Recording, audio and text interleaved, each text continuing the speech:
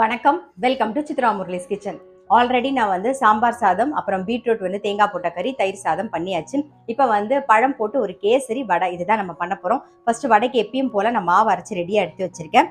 இதில் வந்து வெங்காயம், பச்சை மிளகா, கொஞ்சம் கருவேப்பிலை, கொத்தமல்லி எல்லாம் சேர்க்க போகிறோம். நல்லா மிக்ஸ் பண்ணிப்போம்.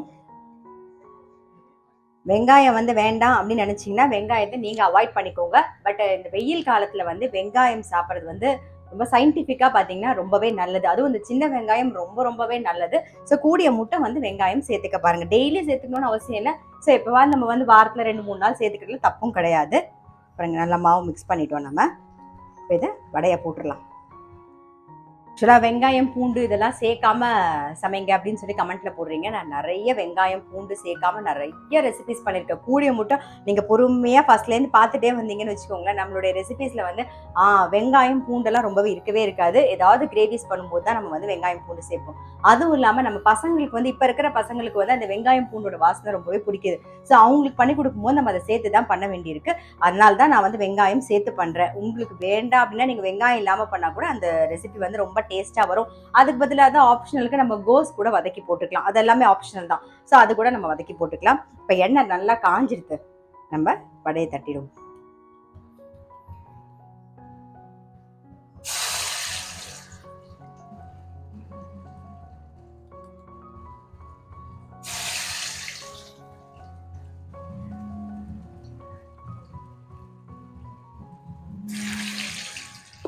இந்த பக்கம் வந்து நெய் சேர்க்கிறேன். நம்ம வந்து பால் விட்டு பழ கேசரி தான் பண்ண போறோம்.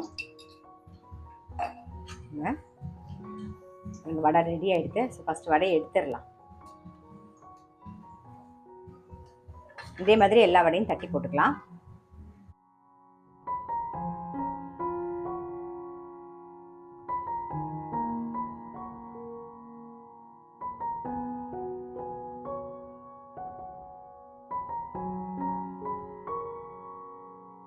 முந்திரி பருப்பு சேர்த்துடலாம்.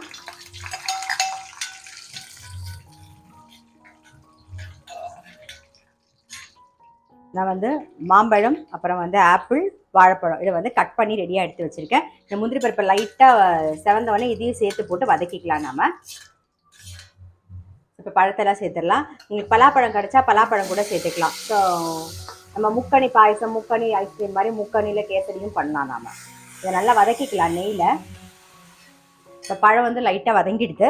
நான் வந்து 1 டம்ளர் ரவை எடுத்திருக்கேன். நீங்கள் கப்போ டம்ளரோ எதில் அளந்துக்கிறீங்களோ அளந்துக்கலாம். 1 கப்பு ரவை அதோட சேர்த்து போட்டுருவோம். அப்படியே அதுலேயே வறுபடட்டும். ரவை வறுபட்டுருக்கு. 1 கப்புக்கு 2 கப்பு பால் வந்து காய்ச்சி வச்சுருக்கேன். அதை அப்படியே சேர்த்துடலாம். பால்லேயே வேணும் பாருங்க. ஆல்மோஸ்ட் நம்மளுடைய வடையும் பண்ணி முடிச்சாச்சு. இந்த பக்கம் வந்து லாஸ்ட் ஈடு வந்து வெந்துட்டு இருக்கு. ஸோ இந்த பக்கம் வந்து பால் விட்டுருந்தோம். நல்ல ரவையும் நல்லா வெந்திருக்கு. இதுக்கு என்ன பண்ண போறோம்னா ஏலக்காய் பொடி சேர்த்துக்கலாம். இது கூடவே வந்து குங்குமப்பூவும் சேர்த்துருவோம். நான் பாலில் கரைச்சி வச்சிருக்கேன். ஸோ அதையும் சேர்த்துடுறேன்.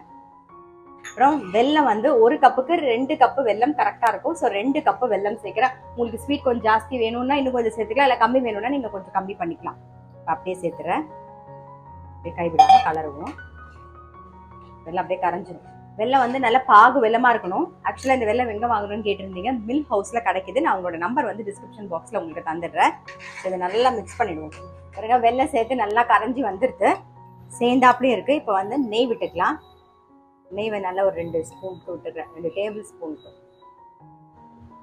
சேர்த்து அப்படியே மிக்ஸ் பண்ணிவிடுவோம்.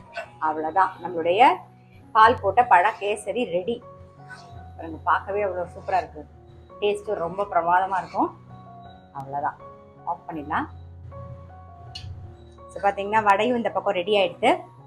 அப்புறம் சாம்பார் சாதம், தயிர் சாதம், பீட்ரூட் தேங்காய் போட்ட கறி. அவ்வளோதான். இன்னைக்கு ரெசிபி என்னன்னு பார்த்துருப்பீங்க. இந்த பாலும் பழமும் சேர்த்த கேசரி வெல்லம் போட்டு ட்ரை பண்ணல அப்படின்னா டெஃபினட்டாக ட்ரை பண்ணி பாருங்கள். ரொம்ப டேஸ்ட்டாக இருக்கும். அதே மாதிரி வெங்காயம் போட்டு நான் இன்றைக்கி வடை பண்ணியிருக்கேன். வெங்காயம் ஆப்ஷன், உங்களுக்கு பிடிச்சிருந்தா சேர்க்கலாம். பட் வெங்காயம் பிடிக்கும் அப்படின்னா டெஃபினட்டாக வந்து வாரத்தில் இந்த வெய்ய காலத்துக்காகவாது வெங்காயம் மட்டும் சேர்த்துக்கோங்க. சின்ன வெங்காயமாக இருந்தால் ரொம்பவே நல்லது. கண்டிப்பாக வந்து வெங்காயம் சேர்த்து பண்ணி பாருங்கள். நான் அடுத்த வீடியோவில் சந்திக்கிறேன்.